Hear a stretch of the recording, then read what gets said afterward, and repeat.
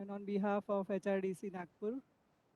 It is very difficult for me really because as I know that all of you are from the computer background, and since I was asked to pick something related to this, so for Sir, me it is ma'am, there very are some difficult. electronic participant also. So Yes, they I may be, know. Yes, I yes, know. yes. So in the morning So itself, they are asking about electronic subject and topics. So it's yeah, very happier thing for them, for electronics participant. yes, definitely, definitely. I will try to feed my best. Yes. Some basic aspects I will take since all the professors are very seniors and respectable to me. I think at what extent I can share my views. Again, I am very much thankful to Director HRDC for having this opportunity and sharing my views on this topic. So just I am sharing my PPTs.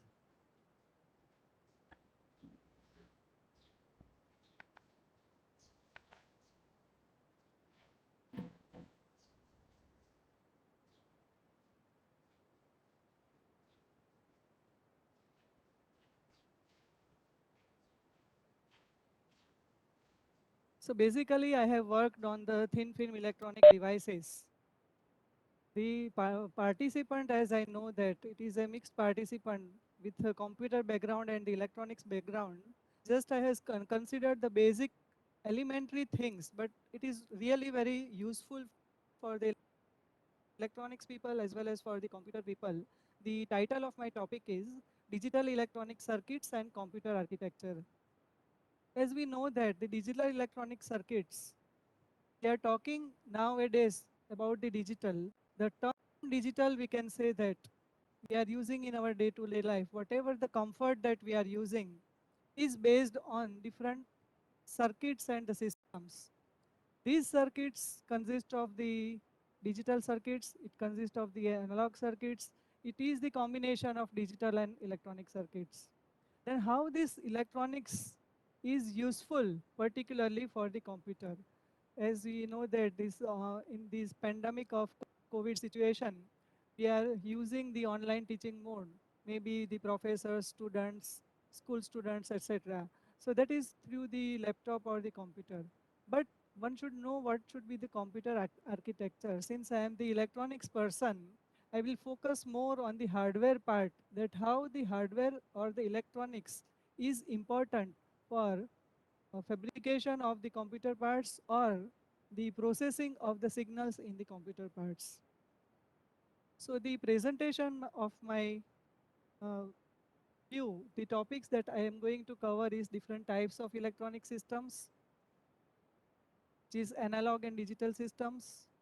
What is the history for the electronics? Why the digital electronics is so important?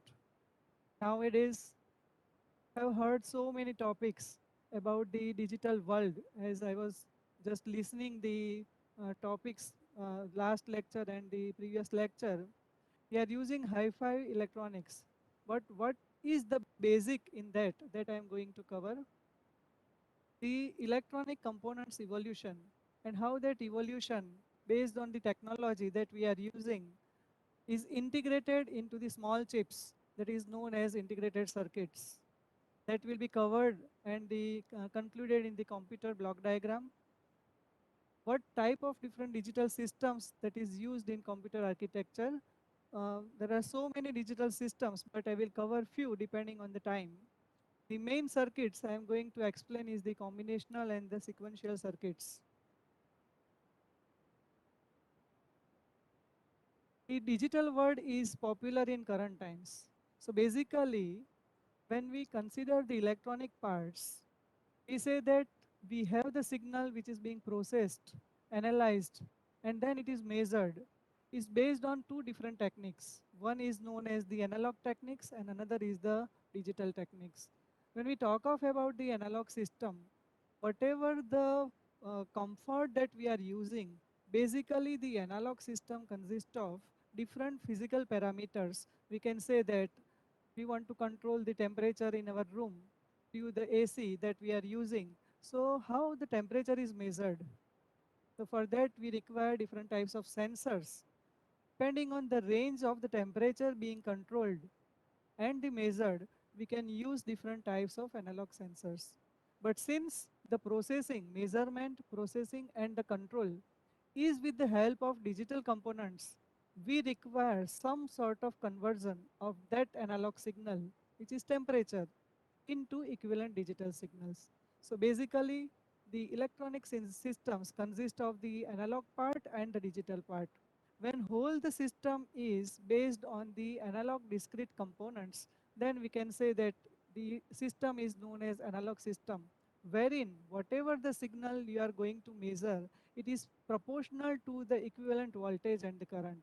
Here you can see the different photographs, the clocks, whatever the measurement of the signal that we can use with the help of multimeter, which is actually the signal is fed to the meter in the analog form, but internally there is a circuit which converts that analog signal into equivalent digital one, and you can have the display.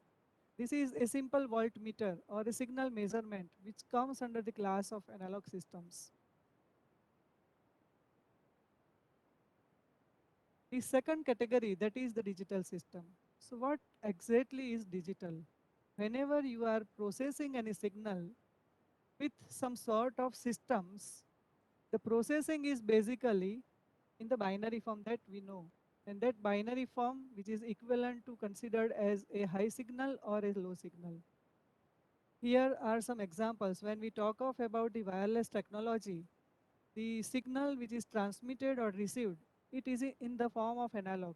But internally, we are using some sort of computers, we are using some tabs, we are using some mobile devices, we are using some webcams. So these all are come under the class of digital systems, which will process that analog signal, and ultimately it will digitize and it will give you the output in the digital form. So whenever we talk of about the digital system, either the system itself is a digital form or it processes the signal in the form of binary, which is basically computed using a Boolean logics or the Boolean algebra. As I had given the example, the simple thermometer is the example of the uh, analog system wherein it measures the body temperature. As the temperature rises, we can say that the mercury level in the thermometer increases, and depending on the marks, we can identify the temperature. But if we talk of about the temperature measurement in the digital, then this is a simple mercury system, but in that case, for particularly the digital systems, we have to use a sensing arrangement, or you can say that sensors or the transducers, which will measure the temperature, it will signal conditional that physical parameter, and accordingly it will convert it into the equivalent digital signal using analog to digital converters. So we have seen two types of system. One is the analog system and another is the digital system. So as far as the signal processing is concerned, we can say that for the analog system, the signal is continuous and that is changing with respect to time. So it is a continuously changing signal. We can identify it as an analog signal. It may be a triangular wave, it may be a pulse wave, it may be a sinusoidal wave, it may be a cos wave, etc. Whereas if you want to process that analog signal using the digital systems, it is necessary to convert this analog signal into equivalent digital one. And this is what digital identifies only the two levels. One is zero level and another is high level. So it has two binary values, high and low. Then we may have questioned that why we are using the digital systems. Digital systems naturally is having different advantages. We can say that particularly it is vulnerable to the noise. Whenever there is a noise or unwanted signal takes place, it will harshly affect the analog systems and the analog signals. But when you are using the digital system for the processing and the control, the noise peaks are available, then for a particular time period, you can say that at any moment when the noise comes, it will not going to affect the system because the level of the signal is either high or low. And you know that the unwanted signal, which may be in the form of noise or spikes or sudden load shedding, due to that you have sudden change in the supply. So that value will not going to affect, because the digital signal is not going to change the output voltage because of its only two values, that is high and low. This is the most advantage of the digital system.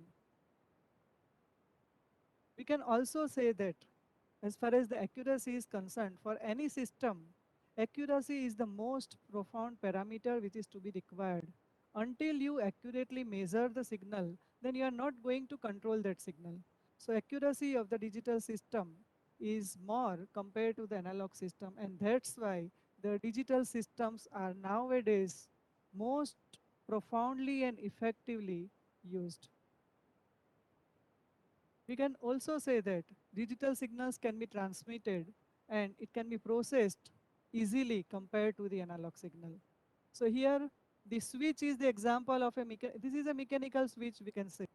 When you put it on and off, simply it will give the supply high and the low. So since this is a analog system, but when you use it with the help of high and low, then that you can consider it as a digital system. So what is your requirement? What type of circuit you are going to design? What type of physical parameter you want to measure and control? Accordingly, you have to use the combination of the analog and digital circuits. Mainly the processing of the signal is being done with the digital systems. Of course, for any control system, the input part and the output part are the analog systems. The mediator part, that is processing, is with the help of digital systems. So when we talk of about the analog electronics, basically digital circuits are formed with the help of analog circuits. It is the combination of different analog components which are going to be building blocks of the digital circuits. So when we talk of about the basic elementary electronics, the basic discrete components are resistors, capacitors, transistors, diodes, Zeners, etc. Again, we have different class of this. In the earlier days, the electronic component size was so large. Before 100 years, when we had the computer, it was like a big room. But due to the advancement of the technology, since the size of the component, electronic component is miniaturized, as you see here, these are the SMD components now, which is built into a single IC, and this has drastically reduce the size of the gadgets. Nowadays, we are using a palm top computers, little tablets, which is having a size even smaller than the computers. So this is all due to the advanced technology that we are using. And that technology, current technology, is nothing but it is a VLSI technology, that is very large scale integration technology, wherein all these discrete components are integrated into a thin film form using different techniques, which has miniaturized and it has revolutionized the electronics world. So here you can say that the components, and based on these components you can build different analog circuits. So this is a capacitor, resistor, integrated circuit. Again, this integrated circuit consists of such discrete elements, but that is in thin film form. So size of the IC has miniaturized and you can have the compactness of this. But the important thing is how to build these components into this IC. That is again a different subject. I am not going to uh, give the details of that. When we talk of about the digital electronics, again, the digital circuits are used. But what is the basic building block of the circuits? Again, it is a logic gates, digital circuits, different registers, different counters, different timers, different flip-flops, different memories, all these things we can say that it is based or worked on the principle of digital signals, which is processing the binary signals. But again, what is this IC? It consists of the basic analog blocks. So I will correlate the basic digital IC circuits and in which how it is formed and what is the function of the digital circuits. So as I have explained, We can say that analog circuit consists of the continuous wave, whereas the digital circuit consists of the discrete waves, wherein you have for the analog signal, you have to time share that signal to form it into the digital signal, so that due to the time sharing, which is done with the help of one technique that is known as multiplexing, you can have number of tasks which is being carried out at a time or simultaneously. The analog circuit, the complexity is more, the size is more. For digital circuits, the size is small. You can say that the problems that occurs for the analog circuit are more compared to the digital one. There are the mechanical failures, jamming of the pointers, jamming of the ping arrangement like this. Whereas for the digital circuit, simply whatever the signal you feed, it will convert it and then it displays. Then one might have questioned that what is the history of these devices? Earlier, when the big computer was there, like a big room, for that the vacuum tubes were used. You can see here, the vacuum tubes were used. Again, that tubes were triode, tetrode, diode, etc. And as the technology has advanced, the tube transistor has taken over the tubes. And again, there are different types of transistors. One is BJT, CMOS, etc. Then the transistors are included in the IC form. We have the tubes, that is triode, diode. We have the transistor concepts, that is BJT, UJT, etc. We have the CMOS logic, which is having MOSFET, MISFET, etc. All these components are now integrated into a chip. So this is what the revolution. During 50s, we have the ICs. Still the miniaturization of the components. The small IC consists of thousands of components, that is LSI, which is known as large scale integration. Then the lakhs of components are integrated on a small chip that is known as VLSI, that is very large scale integration. And nowadays, since we are dealing with the nanotechnology, a very wide subject has made it possible to use the uh, billions of components on a single chip, that is a ULSI, that is ultra large scale integration. So is digital electronics really important? Yes. In our comfort zone, in our day-to-day life, we are using a digital clock. We are wearing a digital clock. We are having a money transfer, that is e-money transfer. That is what we call it as a digital money. We are using the camera for the picture capture. That is what the example of digital camera. We all are dealing with the digital media.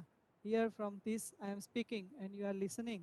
So this is all with the help of transfer of the signals through the digital media. So we can definitely say that yes, digital electronics is so much important and has so much affected our day-to-day life and our work, and that we can do with efficiently and accurately. So already I had given the examples, webcam, then the smart cars that we are using, wherein all the electronics that we are using in conjunction with the computers, programmings, artificial intelligence, etc. We are using the mobile phones, we are using the tablets, the uh, toys, digital toys are now available for the children's. So this is all the example of the digital revolution. The latest technology that what we are communicating now through the online is through the digital medium. Earlier there was a communication, but that was a landline communication. Elementary radio navigation was there. We had the analog indicators. Now it has changed over to the digital systems. We are using the communication with the help of internet. Again, it is based on the speeds. We have the satellite navigation through the satellite pictures and the correlation of the satellite. We are having the pictures on our TV. We have the digital indicators. We see the railway platforms, then we can say that you have the digital indicators when, at what time the train will be arrived, at what time the train will be departed. In our office also, we are using the digital clocks. So this has all changed the analog systems for the measurement purpose. As I was talking about the integrated circuits, the analog components all are integrated into small chips. The chip size may be different. In the earlier case, I had shown you the history. The chip size was bigger, wherein the thousands of components were integrated into into the thin film form. Then as the technology has advanced, we can say that size of the chips are reduced. Again, with the advancement of the technology, now we are using the SMD components. If you see the motherboard of the computer, then all the components and all the digital circuits that are available are with the help of SMD components. We have the processor, which is the heart of the computer. This processor consists of billions of components. See, this is the picture of the motherboard, wherein the processor is there and you have the electronic components outside this. How much components you imagine? These are the SMD components, but here you have billions of components, lakhs of components into this. So what is that technology? That technology is nothing but it is a VLSI and ULSI technology. One thing I will give you, the patent that I have filed. Here you see all these ICs are having a pin for the connection purpose. This is known as a pin ICs. This is the example of a memory that is a EEPROM and the ROM where you have the permanent storage. This is the example of a RAM memory, other encoders, decoders, multiplexers, ICs. All this is having a pins. You see here, you have having a pins. But the latest motherboard that is using a pinless ICs, that is known as ball grid array. Instead of these pins, the connections are made through these balls. You can see this. And this is a stencil that is used along with this. When you hit the ball, when it Excuse me, is, madam. yes, Hello, yes, madam. How to billions of components are formed in simple chips? Which technology adopt? yes, that is what a lithographic techniques. It is used to mount a very large scale integration on a silicon chip. Silicon is the most widely used substrate and a lithographic technique is there wherein you have the components at a nanoscale and there is a beauty that how you can measure that component. So that is a spatial separate aspect and the different subject totally. There are a lot of methods for the deposition, but the lithographic technique is very important for that. Okay, madam. Different manufacturers of different ICs are using different techniques depending on their availability, but the most widely used is the lithographic technique. So I was talking about the type of the IC that latest using which is used in the motherboard is a BGA IC, where there is no pins, only the balls are used for the solder purpose. I will show you at the last how this technique I have developed for particularly for the mounting and demounting of this.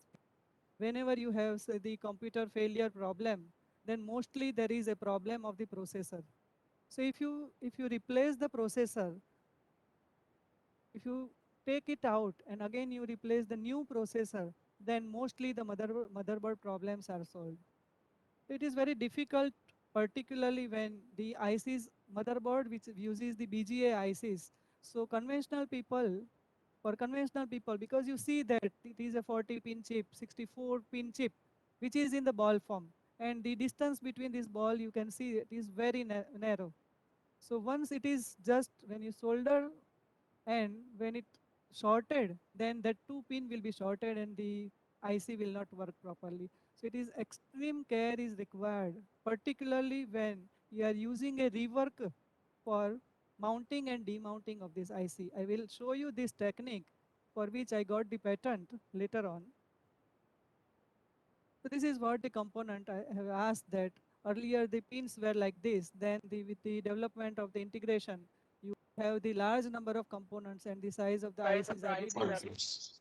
These all are the processor ICs nowadays used in the computers, particularly a duo-core i7, i9. Nowadays, Intel Core X series ICs are used for the processor. So you see that latest is a ULSI, that is ultra large scale integration techniques, wherein you have number of components, number of logic gates that is used, right? So which components and the combinational circuits are used in this integrated circuit, that I am going to correlate with the base of electronics and the computers. Mostly the transistors nowadays used for the processor as a building block, as an input stage is the CMOS transistors, because it is having a very less power consumption and the easy flow of the signal. So CMOS is a complementary MOS technology wherein the MOS transistor is used, but complementary in the sense that one is a P channel and another is the N channel. Transistors are used in conjunction with each other, which forms a complementary transistors. And this is the building block for any input stage of any IC. Again, the processor uses lot of gate ICs, lot of transistors, lot of resistors, lot of flip-flops, lot of memories, internal memories, external memories. So all these consist of the basic stage, which are the CMOS stage. Then what is the advantage of IC? Can say that since the miniaturization of the component takes place, the overall size of the ICs is reduced, and therefore its weight, overall weight of your gadget is reduced, and you have the lightweight gadgets nowadays which we are using for in our day-to-day life for our comfort. The important thing is reduction of the power consumption. Since billions of components are used at a time, and since we know that every digital system is operating on plus 5 volt, then what should be the power consumption? What should be the current distribution? How much current it can draw? So this is what the advantage of CMOS techniques, which is used as a building block for fabrication of the ICs. Since the miniaturization takes place, we have the cost reduction, and compared to the analog circuits, the digital circuits are more reliable because it is vulnerable or it is prone to the noise. So effect of noise spike or the unwanted signal is minimized, and therefore the life of the ICs are increased. Hello. Yes, sir. Madam, how to identify all those advantages, whether it is actually there or not? How cost reduction will be done? So whether there is direct simulation present or any physical integration is possible?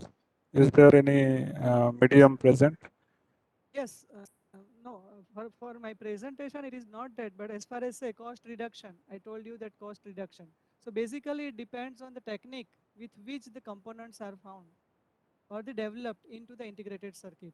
Say here for this, this is the motherboard, you can say that. Now you have different types of motherboards.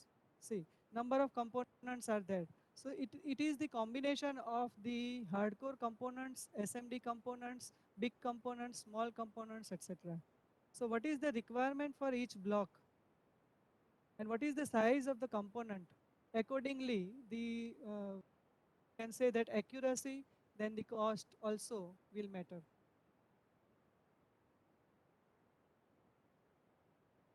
Are you getting, sir? Madam, yes, ma'am.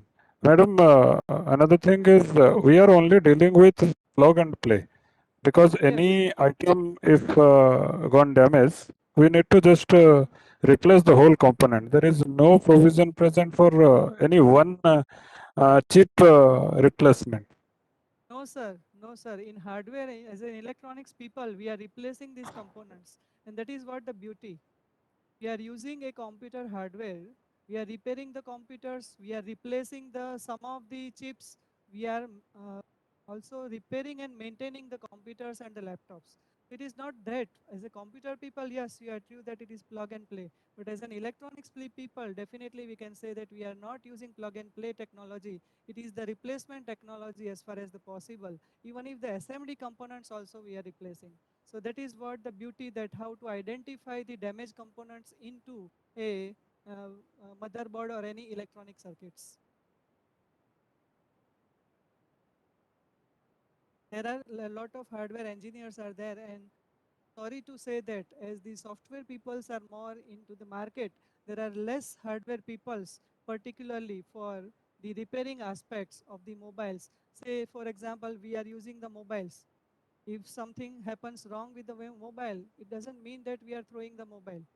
Just we are trying to repair the mobile, right? So in mobiles also the chips that we are using, we have some skilled manpower which is replacing that processor of the mobile and reuse the mobile in the as it is form. So it is not so always that it is a plug and play or a throw technology. So the point is why this electronics is important for the computer engineers or a computer people.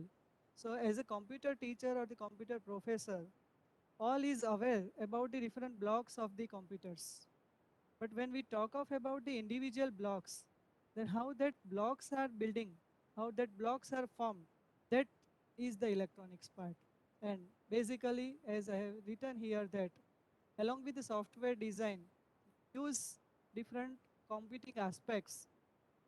We are using different controllers, different processors. Nowadays we have the supercomputers, but all this is the circuit design and that is based on the electronics. So this is what a broad way. In a single chip, say if you consider this is a processor chip, then you have number of small chips, number of small components are there. So it is the integration of small chips and the other discrete components.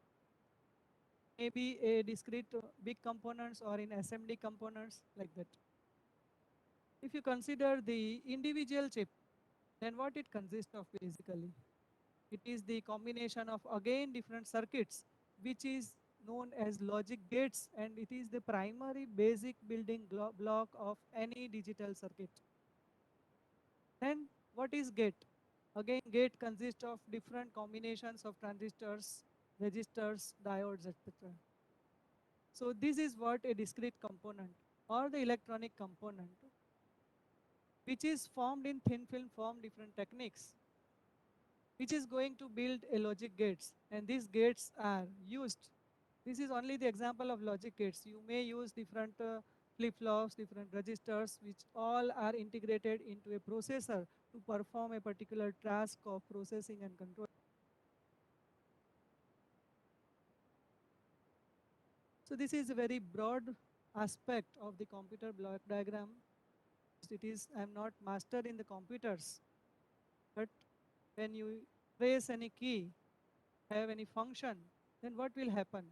How it is connected? You have the input output, have the ICH block, you have the GMCH block, and you have the central processing. Central processing unit is heart of the computer, which is going to control different blocks. What is the function of GMCH? It is used to control the high-speed devices RAM. It is used to control different slots. Can have the VGA cable, means video cable, external cables that is connected. So whatever the signal which is fed externally, it is going inside and it is processed. Similarly for the ICH, have the input output ports. For ICH you can have the USB cable, you can have the hard disk drive, you have the LAN card, when we are using the internet and the other facilities. When we are using the sound speakers, then you need some sound card to be interfaced with these processors and the computers blocks.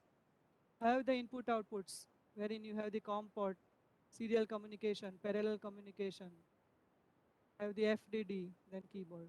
So point is, moment you press something on the key, how that key is identified and how that signal is being processed. So what are the internal structures or the basic blocks, which is the electronic circuits, making it integrated together and working together, it is used to function. We can say that computer is working properly.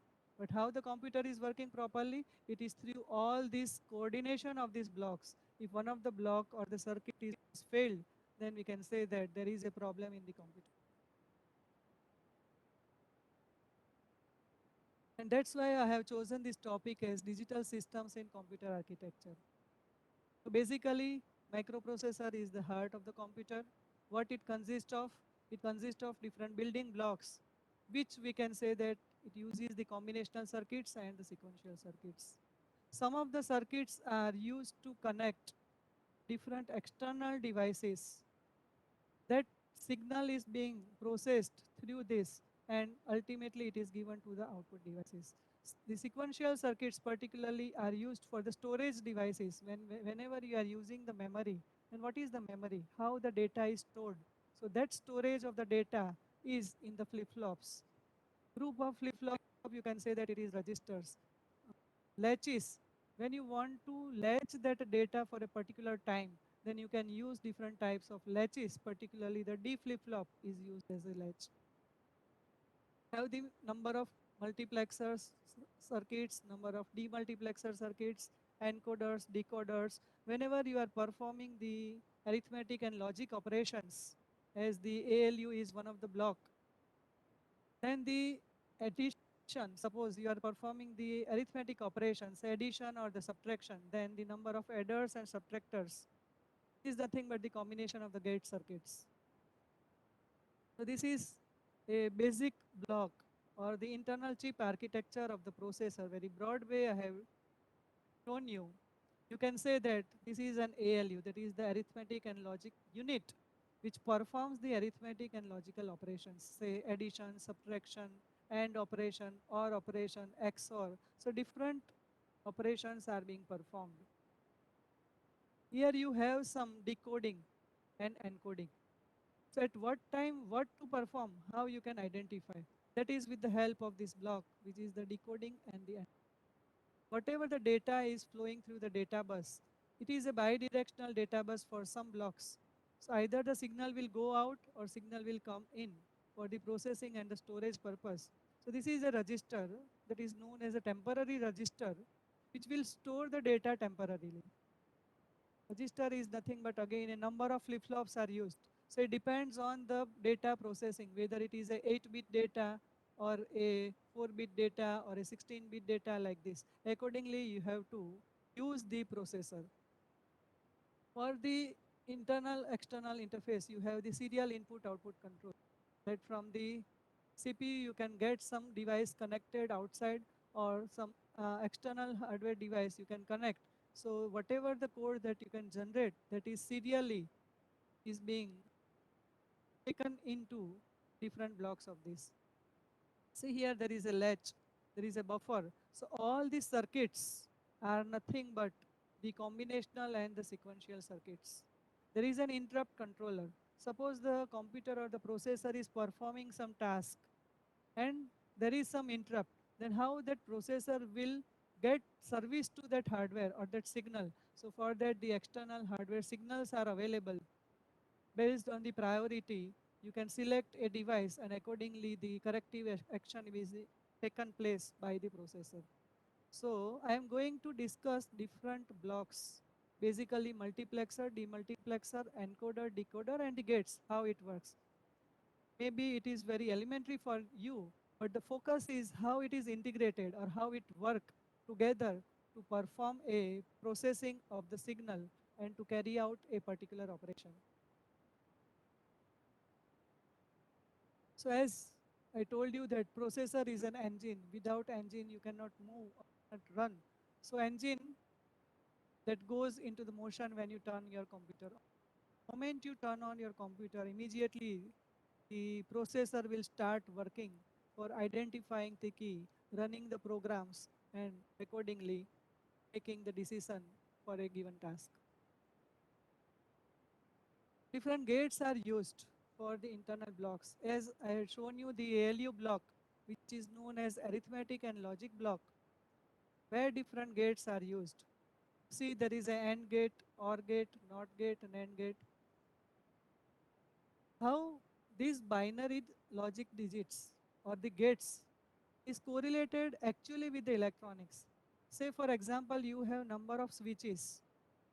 You want to identify that switch and you want to make a particular device on and off. So that switch acts as an analog system that you can connect with such logic circuit and what type of operation you require. Accordingly, it is, you can say that this is a 2-input AND gate. So if both the input is high, then only you will get the output high. If one of the input is low, the output is low. So AND means both. When both the signals are ascertained or high, you will get the high signal. Opposite to AND is OR.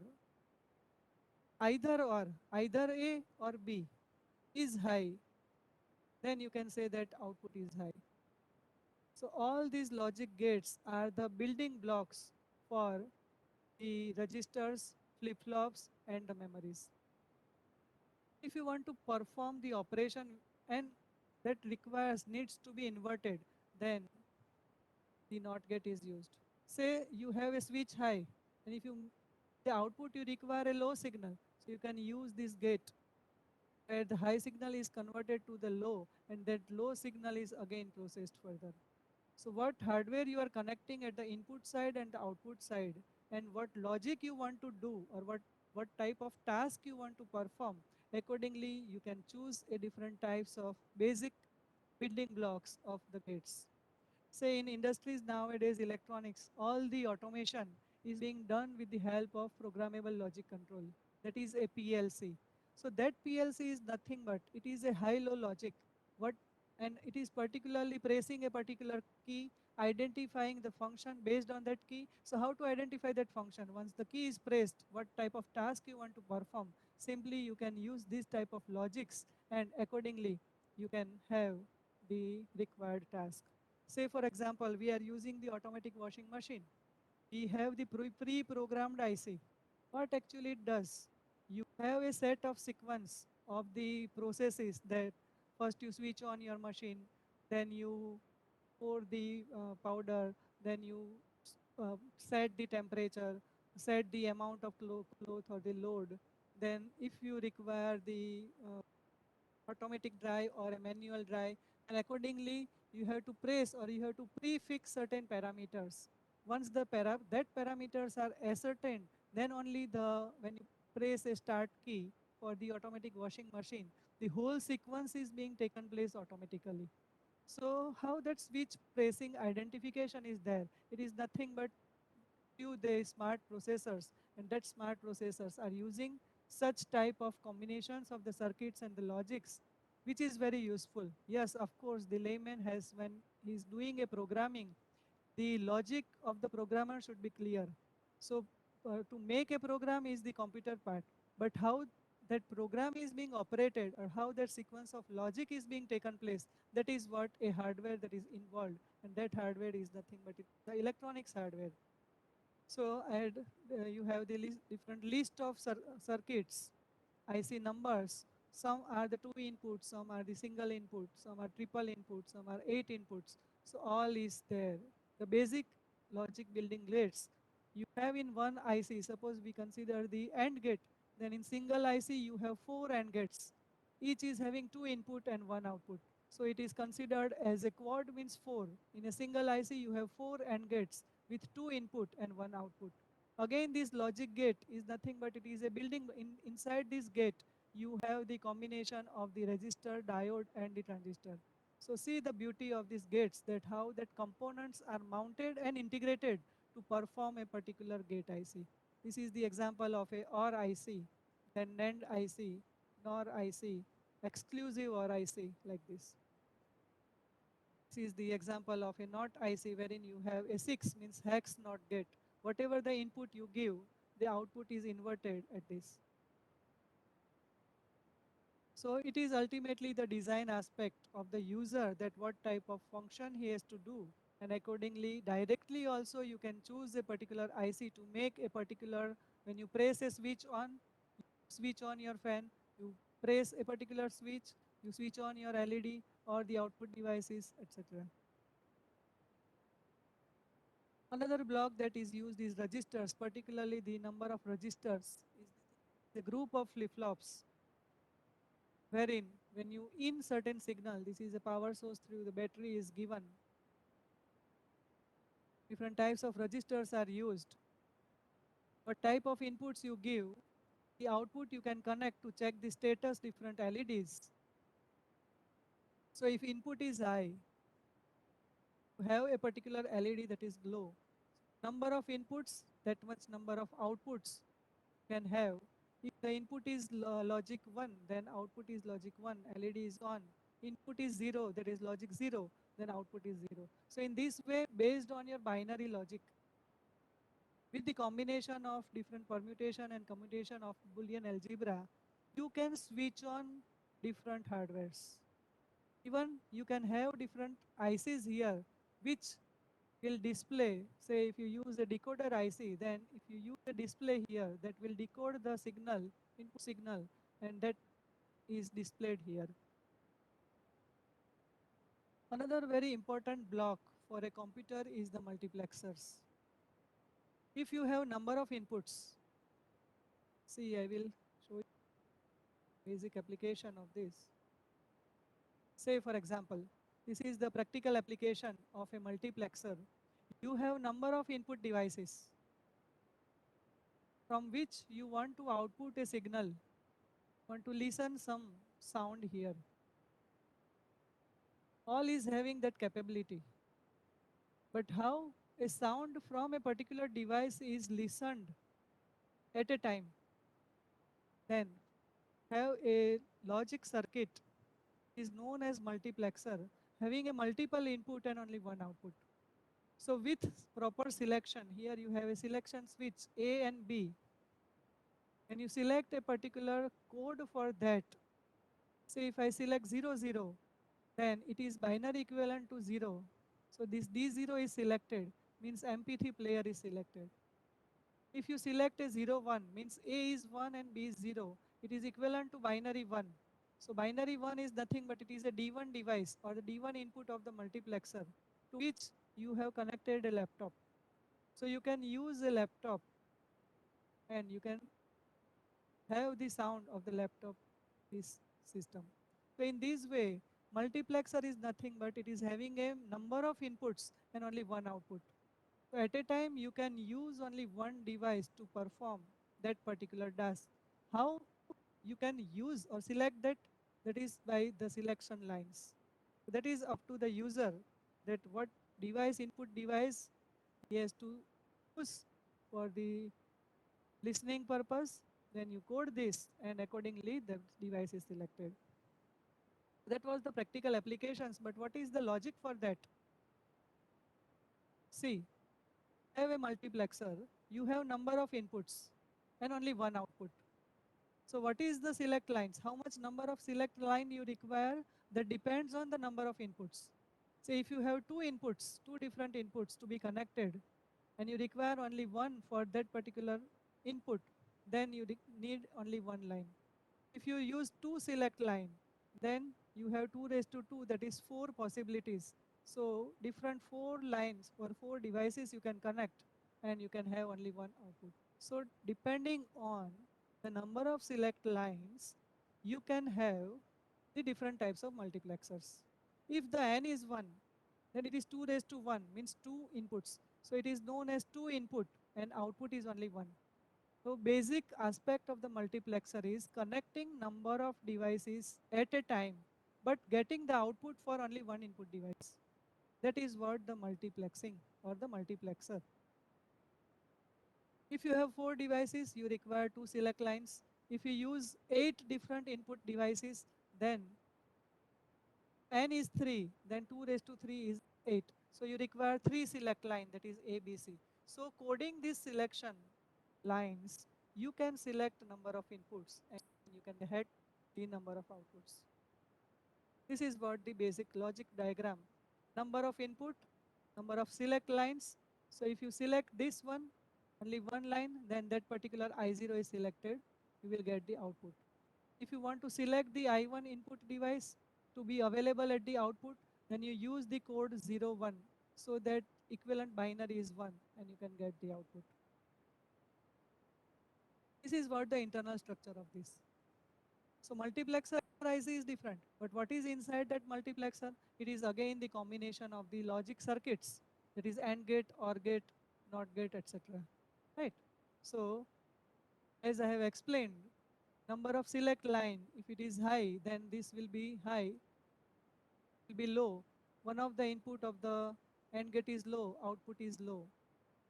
If you want to select this, then you have to make it high.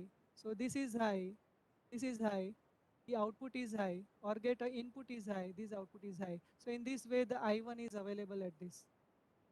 So which input device you require, you code for that select input, and accordingly that particular output input is available at the output. This is the example of 4 to 1 multiplexer. You have 4 different input devices which you require at the output, select accordingly. So since it is the 4 input, you have 2 possibilities for the selection. When you select 0, 0, then it is equivalent to binary 0. So your I0 is selected, so your output is Z will be I0. Select 0, 1, then this will be I1 is available at this. The same thing is extended for 8 to 1 multiplexer, where you require 3 inputs selection lines, that is S0, S1, S2, and one more line that is unable. So here a particular additional advantage is given. Multiplexer is selected only when the enable line is active low, right? So it is the active low, E is active low, so that will be high, and depending on this selection, you can have a particular input to be available at the output. This is what a multiplexer TV. If you have more than 8 devices, say for example, you want to connect different 16 devices, then how you can connect? So you can use individual 4 to 1 multiplexer. Such 4 different multiplexers are required. How you can select this multiplexer? Again, you have 2 input lines, so you have 4 different devices. Depending on the selection, particular device is available here for this. Again, how to select for this? Again, you have these selection lines. So based on the binary logic, you have these inputs be available at the output. So finally, one of the device you can have at the output by proper coding of the selection lines. This is what the purpose of multiplexer. So in real practical life, how much number of inputs you require, and at a time what is the input required to be available at the output. Suppose you may have the question that at a time the 2 inputs are active, and what should be the output? So for that, have some another possibility that is just for the encoder. The similar concept we will see for the encoder. So this is how you can extend the facility of the multiplexer by selecting number of inputs. Say in processor, if you have learned the basic processor of 8085, you have the multiplexed address and data lines. So when you are selecting an address, when a data is placed on the memory address, then the address lines are selected. But when the data is being carried out through the data line, then that address line is demultiplexed, and that line will act only as the data lines. So in this way, you have the address and the data lines multiplexed at a time, so that number of pins required are less, and you can have a particular task to be achieved. Either it can be used as address lines or the data lines. So the same logic, what is that logic? I am not going into the detail, but basic understanding is what? The Boolean expression. You have the De Morgan theorem or the Boolean expression. What function you want to require, accordingly you can select different inputs. Suppose it is the OR function for different inputs. Here only 2 inputs are used, here 3 inputs are used, but that inputs are the complementary. So when the function is for 3 inputs ABC, you want to perform this Boolean expression, then how it is possible? So you can use different multiplexers. Say here, it is a 3 input selection line. So total 8 inputs to be connected, and only 1 output you will get.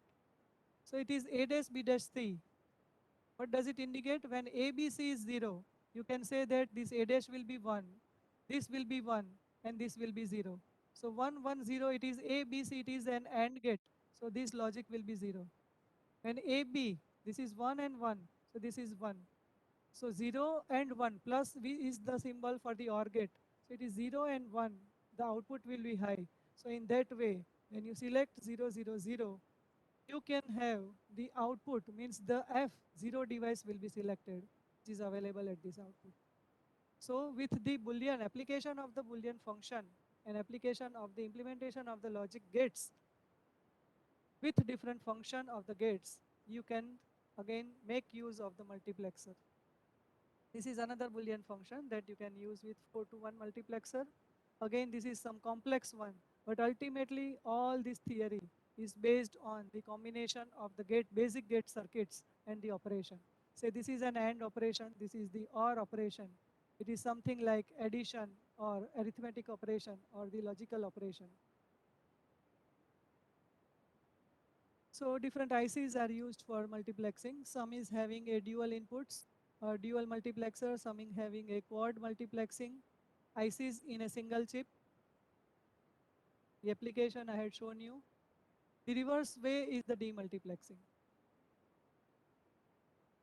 Let me first show you the application of this. Suppose you have the single source and you want to give that signal to different devices, the pen plotter, color printer, other devices. So how that signal is being demultiplexed? So reverse to the multiplexer is a demultiplexer. It is having one input and number of outputs. So how you can select these outputs? Again, the same selection line, same logic is used. When AB is 0, 0, this select line is 0, 0. Then the signal available is at D0 because binary equivalent is 0. When this is 0, 1, then binary equivalent is D1, it's 1. So this input is available to this device. Similarly for 1, 0 and 1, 1. So exactly what the basic that we had seen for the multiplexer, the same thing is there for the logic selection. But now here you are selecting number of outputs and which output the signal is being placed, that is again selected by the selection lines. So I am not going into that detail. You can have these inputs, you can have the number of outputs. So one input, two outputs. So with this enable pin and D high and low, you can select the output Y0 and Y1. Exactly opposite to the multiplexer, you have 1 to 2 demultiplexer, 1 to 4 demultiplexer means input is 1 and total 4 output devices you can connect. 1 to 8 means input is 1 and total 8 output devices you can connect. So this data input is here. Which device you want to send this signal, that is selected again by the selection lines. So if it is 0, 0, 0, then D0 is selected, means this input is available to this output. If 1 is selected, then the S0 will be 1, this will be 0.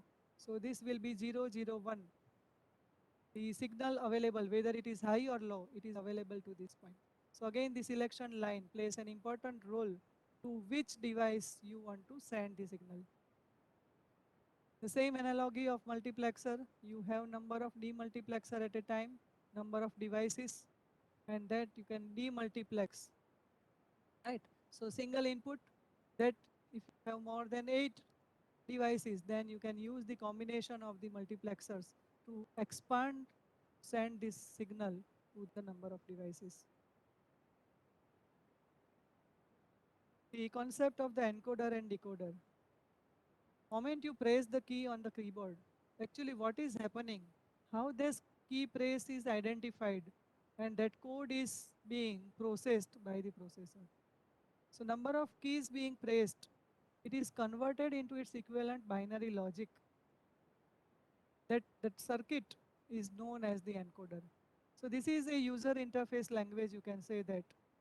Machine is not going to identify this user interface language, and therefore it is necessary to convert it into the machine language, and that task is being done by the encoder. Again, when the signal is processed, you want to display that signal, then it is not going to understand that. So again, that machine level language is converted or decoded into the user interface for the output purpose. So that is what the function of encoder and decoder. So it converts human understandable machine language into the equivalent coding for the encoder, and for decoder it converts the code language, machine language into the human interface language. So say this is the example of 4 to 2 encoder. Means you have 4 inputs and 2 outputs. How you can select it?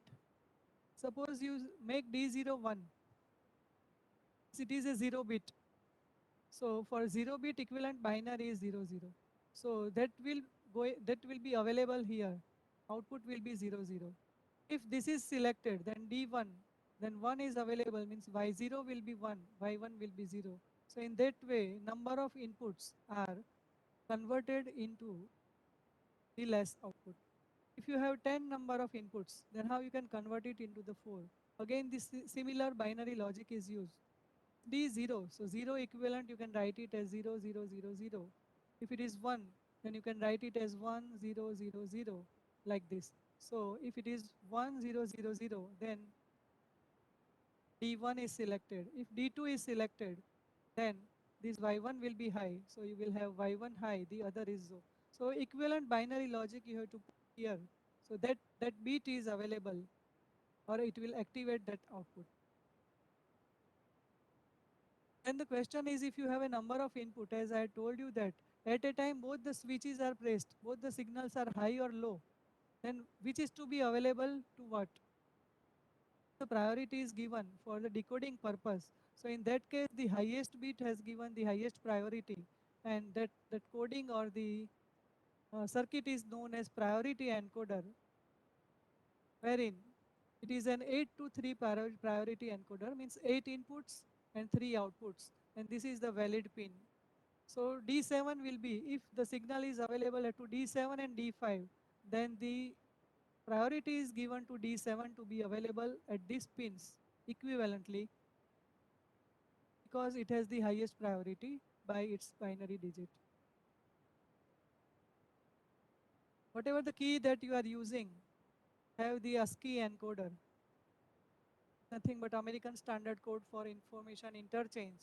You have different numerics, different symbols, alphabets, etc. So when you press these keys, the equivalent code for that particular key pressed is generated, and it is being processed by the processor, and finally it is decoded, which is available to the output device.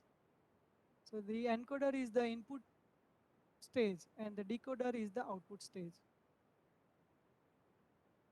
It may happen that you have the output of the encoder in different way. So what is that language? Whether it is a decimal, whether it is a BCD, whether it is a hex. So what coding that you are using, accordingly you have to use the decoder circuit in the output side. So it is a BCD to decimal decoder. If the number is BCD, that is binary coded decimal, if you want to display it on a 7-segment display, say for a digital watch or digital clock, then that decoder is known as BCD to 7-segment decoder. So what is the code that you require in the output? Accordingly, different decoding techniques are used. Again, the logic is same. How much number of inputs you have, each input should be available at this point. You select a proper logic, you will get that output. So this is what about the basic building blocks which is necessary to understand when it is using in the processor chips of the computers. Now I will briefly focus. I have talked about the BGA station. Nowadays, most of the motherboard uses the processor ICs, that is a ball grid array technology. So I have developed this instrument that is known as BGA rework station. Basically, these are the tops where your motherboard is mounted. There is a bottom heater and there is a top heater. So it is extremely important whenever you want to remove the IC, you have to give the temperature. But you know that there are a number of components which are mounted very close to each other. When you change the temperature, then it may happen that that temperature effect is to the side component, and that component may also dry soldered. So it is extremely important to focus the temperature on a pinpoint where you require. So this is a specified BGA rework station that is developed, where I am focusing, or I am giving the temperature from the top heater and the bottom heater. Here you have the PCB that is mounted, So uniform temperature is being given from the top and the bottom to a local region. The temperature is available to that particular IC only that you want to remove or demount. I will show you the internal architecture internally how I have developed. So this is the upper heater. Here I have used the heater. This is the mechanical arrangement to move this top and bottom depending on your IC size and the height. You can move it on the x-axis, horizontal and the vertical. This is the PCB table locking. Inside I have used a cooling fan. Then the temperature sensors to sense the temperature for the top heater and the bottom heater. Since it is operated on 230 volt, I have taken care about the constant power supply, which is taken care of by the different switches, MCBs and the RCBs. And I have used a temperature controller circuit, which is a PID controller for the top heater and the bottom heater, which controls the temperature of the IC which is being removed in a proportional fashion. So this is the internal assembly. I have used the coil, which is the iron coil I have used, the mica. This is the iron coil. The resistance of the coil I have measured. Externally I had given the supply and calibrated the resistance and the current drawn by this coil. And the calibration with the temperature also was done. For particular ICs that you are using for the motherboard uses normally 200 to 30 to 250 degrees centigrade. So to maintain the temperature within that range, the importance of the coil calibration is very important. So primary thing, I have taken this mica sheet on which the coil of the heater I have used. I have cut that and calibrated with its resistance. Then this is just mounted here. This is a row box. Inside there is a coil I have kept, and that was covered here. Some mechanical arrangement was used. These all was fabricated in our GIDC for the horizontal and the vertical movement, and that is mounted here. So all this was developed. See, this is the closed structure. Here you have the top heater. These are the infrared heater. The advantage of using infrared heater is having the local heating, so that when I keep my IC motherboard here and a IC at a particular point, this is a thermocouple that is measured with respect, which measures the temperature for the bottom heater. Inside for the top also I have used one thermocouple which measures the temperature of the top heater.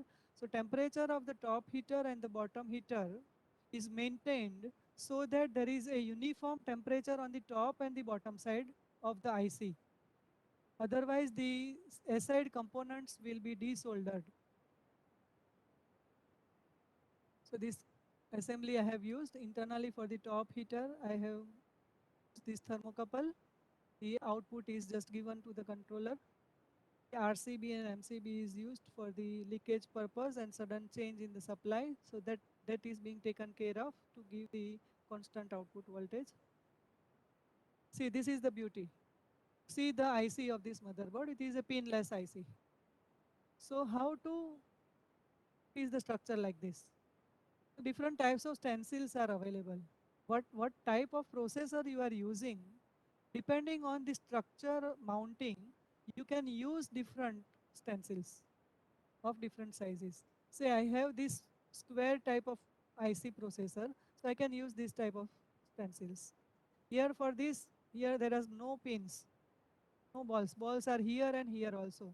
So what type of processor structure, architecture is there, hardware point of view, accordingly you can use this. These are the holes, and on this stencil is just mounted on this, and on that stencil a different size balls, nanometer size balls are available.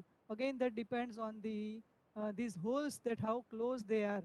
Accordingly we have to select different types of balls, and that balls we have to just put on the stencils, and whole assembly is just kept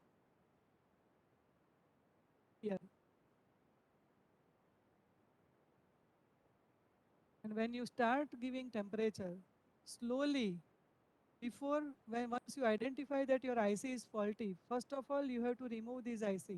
So simply you have to give the temperature in a controlled fashion so that that balls are just get melted and it is desoldered, you can replace the new IC, and for that new IC just you can use appropriate stencils along with the balls, and when again you start giving temperature, these balls are melted. When the temperature is available, balls will be melted, then you reduce the temperature slowly, that balls will be cooled out, and accordingly you will have the soldering for that particular IC. So since there is a ball mounting is very close, it is extremely difficult to identify the joints should not be shorted. If any of the joint is shorted, so you just place the balls in such a way that there is a uniformity into the stencil to avoid any shorting between the joints. Because these small holes acts as a pins of the ICs. If any shortage is there, then internally that particular block will be shorted and that IC will be damaged. Normally, when we are using this type of ICs, sometimes there is a problem of some dusting, micro dusting. So for that time, the simple problem of dusting, when you clean it, your problem may be solved. And for that, I have developed one ultrasonic cleaner, wherein this is a probe type arrangement. It is used in a bath. This is adjustable. It is used in a bath. So when you keep your PCB in a bath, having a liquid, mild isopropyl alcohol, and when you start ultrasonic cleaning, the micro dusting is just come out from the joints of these components as well as the ICs, and that will solve the problem. So this is ultrasonic cleaner that I have developed particularly for PCB cleanings and also for the stencils that I had shown you. Recent way in the COVID situation, we are using different types of hand sanitizers. We are also using the thermal gun for the measurement of the temperature. Normally we are using the hand sanitizer directly from the bottles. With the help of different electronic circuitry and the sensor and the pumps arrangement, I have developed a automatic hand sanitizer. When you keep your hand here, automatically the sanitizer will come. The liquid is kept in the tank. Through the pumping action and the pipe, the sanitizer will come here through the nozzle and your wash is just sanitized. So since in this COVID situation, we need to avoid the physical contact. Rather than touching the bottle and using the sanitization, I have developed this module for the hand sanitizer. It is for different capacity. It may be for 500 ml. For 2 bottles I have used. You can use big bottle. Accordingly, we can change the pumping capacity to suck that liquid and to get it. Here the spatial arrangement of the nozzle I have fabricated. There is a Fogel type of arrangement. This type of arrangement I have used along with this pipe so that a fine spraying is available. A very fine small hole is there. This pipe is attached here so that once you put your hand here, the fine spray is available. The timing is set until you press the hand. It doesn't mean that the sanitizer will come out, only it is for few seconds. Even if you keep your hand here, the sanitizer will be available only for few seconds. Again, when you take it away and again when you put here, the sensor, ultrasonic sensor will sense it and will have the sanitization. So this is what another product that I have developed. And it is, I had given to the many departments in our university at very low cost. The same thing we have developed, I had given different projects to the students using different sanitizers. Here I have used the ultrasonic sensor. I had given a task to the students for having the hands-on practice. You use different types of sensors to identify the position of the object. Detect that object, you use this sanitizer and have the hand sanitizer. So these are different models which are developed by our students under my guidance, having different sensors. This we have exhibited in our science day, and these all are given to different departments at very low cost. Another product that I have developed is non-contact thermometer. You can see here, normally for measurement of our temperature in this COVID situation, again, everybody when you use to go to a mass, we are using a measurement of the temperature. But where a person is just blocked, person just keeps the thermal gun to our head and the temperature, body temperature is maintained. The same concept I had taken and I have used it contactless. So for here, just I have used the same sensor, ultrasonic sensor. When you keep your hand just in vicinity of the sensor, automatically the ultrasonic sensor will sense the position of our hand. It will sense our object. I have used MLX 90614 IC, which is a contactless infrared temperature sensor. It senses the object by means of infrared principle. It emits the radiation, which is just get back through our hand to the sensor. It will receive that infrared radiation, and through that, the temperature is just processed by the Arduino IC I have used, along with the Arduino Nano and Uno, different two modules I have used. The temperature is measured. So here you can see, initially it is a blank.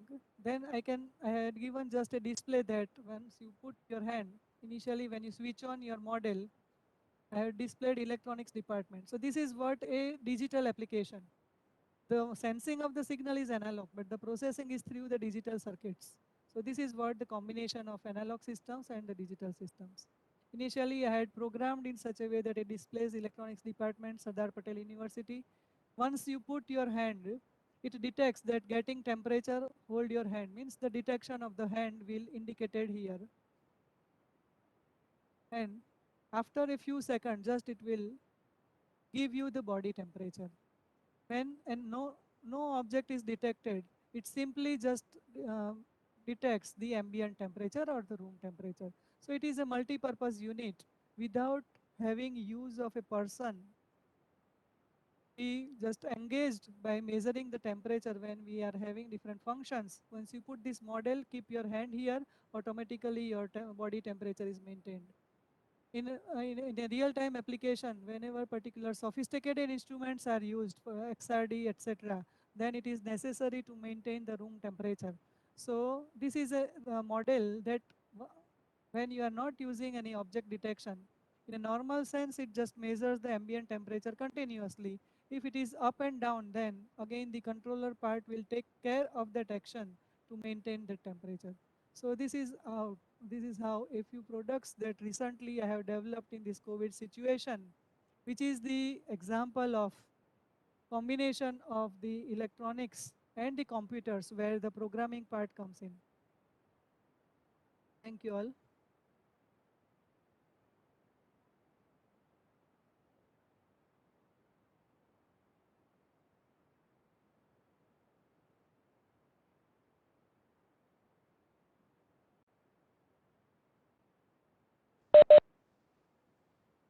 Thank you, madam. Thank you, madam. Thank you. Friends, any question if you have, please ask. किसी को कुछ पूछना है?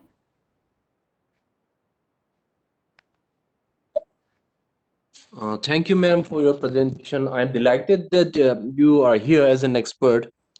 I'd like to put up one question. Yes. It's a little bit like I'm desperate to pursue PhD in.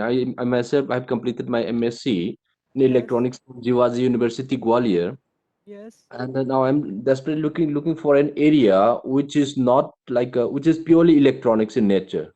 Yes. So, ma'am, can you suggest, say, I like while going through all the sessions, I have come across a lot about machine learning and the AI. I have a little bit inclination towards them, towards that area.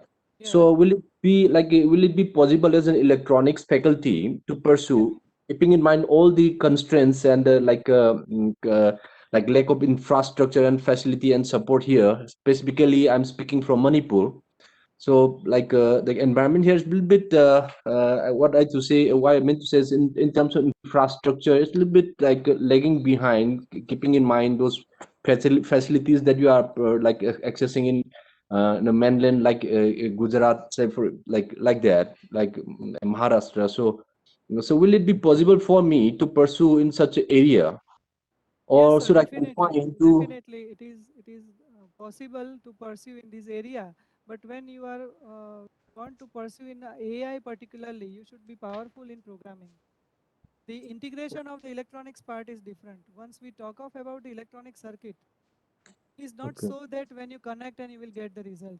There is a lot of hard work is required, particularly for the calibration. Until Yes, you ma'am. give it to your digital circuit for the processing purpose, whatever the hardware you develop, that is very important. So whether you want to integrate both the electronics along with this, because AI is not sufficient only for the computer programmer. Do you want to correlate with the electronics?